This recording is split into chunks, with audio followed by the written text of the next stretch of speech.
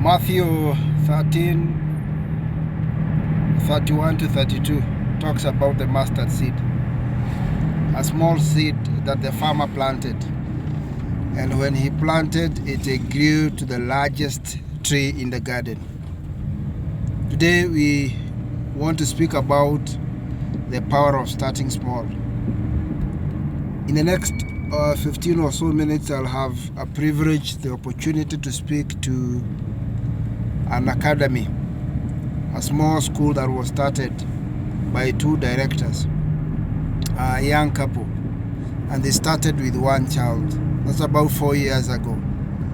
And today they have 60 plus kids, and I think they are headed for PP1 or PP2. That is the system we use. That is the nursery, kindergarten kind of system in Kenya.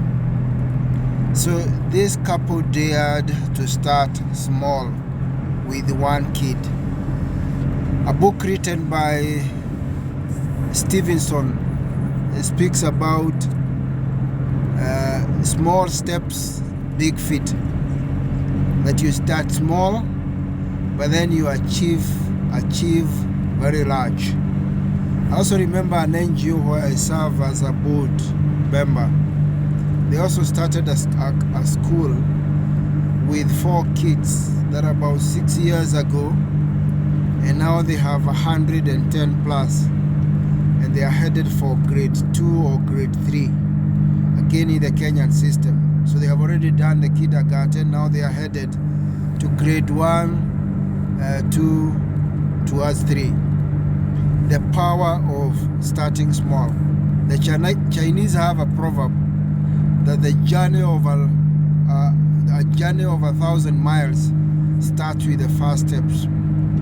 There is a tribe in Kenya called the Kikuyu, and they also have a proverb.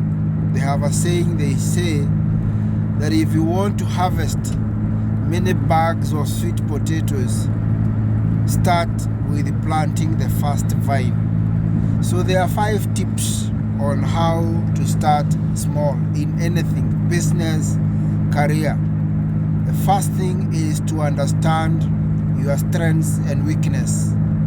This couple, the wife is a kindergarten teacher, employed until today. So she knew her strengths is teaching because she has been doing it. And of course the husband is a businessman. So combining both teaching and business, they were able to put together the idea of an academy, the idea of a kindergarten school. So understand where are your strengths and also your weaknesses, so that you can be able to hedge on your strengths and be able to reduce on your weaknesses. The second tip of starting small is to start in an area you have passion. Again, if I go back to this young couple, the passion of the wife is teaching, and teaching kindergarten, not necessarily any other kind of teaching. So they started teaching, so that is her passion, and decided the area she would wish to start and to go into is an academy. And therefore, start where your passion is. Tip number 3, always start with a simple business plan. Don't go complex.